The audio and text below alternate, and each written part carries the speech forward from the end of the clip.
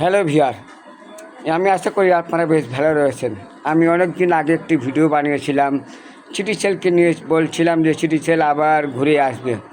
আসলে এবছর ঘুরে আসছে। সত্যি কি আসবে নাকি রাজনীতির প্রতিহিংসার শিকার হয়েছিল আগে, এবারও হবে? যে যদি হয় তাহলে কিভাবে হবে? আর কপালে থাকলে ঠেকায় কে? সিটিসেল আসছে 25 পয়সা কল রেট ও আনলিমিটেড ইন্টারনেট নিয়ে। 5G নেটওয়ার্ক, আসলে 5G নেটওয়ার্ক খুব ভালো চলবে বাংলাদেশে। শুধু 5G এবং যে আগে যে সিটিসেল যে 5 করে দিত মোবাইলে, সেভাবে বিক্রি করলে তো হবে না।